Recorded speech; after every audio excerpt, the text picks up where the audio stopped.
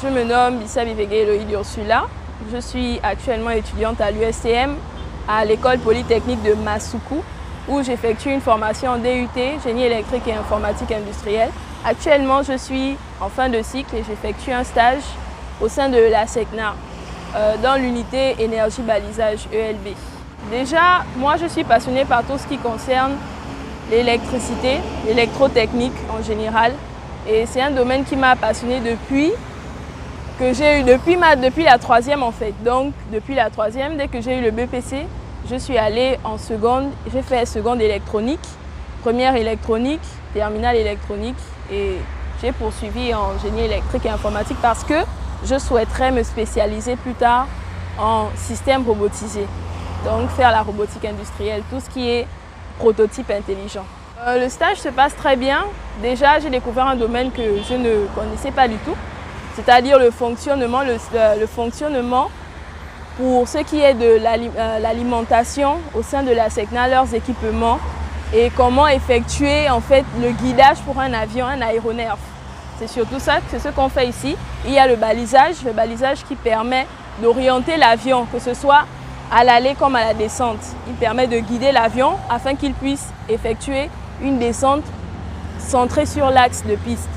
Et maintenant, concernant l'énergie, c'est tout ce qui concerne ma formation électrotechnique parce qu'on a ici, on peut faire la maintenance, on effectue les maintenances sur les transformateurs triphasés, on a des onduleurs, des ASI et toute autre sorte d'équipements. Donc ça se passe plus ou moins bien parce que c'est ce que j'ai déjà appris théoriquement à l'école. Donc ici, ce n'est que le volet pratique. Je suis la seule femme. Bon, déjà, j'en ai l'habitude parce que depuis la seconde, j'ai toujours été la seule fille. J'ai toujours été la seule fille parce que, bon, en général, les filles prennent toujours des filières où elles sont nombreuses, comme les filières générales, mais en filière technique, c'est difficile de trouver des filles. Donc, depuis la seconde, je suis déjà initiée. Seconde, je suis la seule fille. Première, terminale, et là encore, bon, je suis habituée, hein. Ça a été mon cycle secondaire, je l'ai passé comme ça. Bon, déjà, c'est un rêve que j'avais depuis mon enfance, mais le fait qu'il ait abordé et vraiment priorisé ce domaine m'a encore encouragée en fait, parce que je me suis dit que bon, étant donné que même le président, au moins, il a compris l'importance, la véritable importance de ce qu'est le domaine technique, surtout chez les femmes, parce que les femmes fuient réellement ce domaine-là parce que ça paraît compliqué, difficile.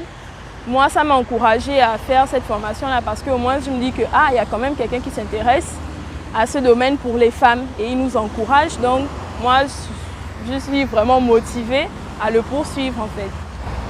Normalement, après cette formation, je suis censée poursuivre en ingénierie dans la robotique des systèmes, robotisation, système robotisé industriel. C'est ce que je voudrais faire plus tard.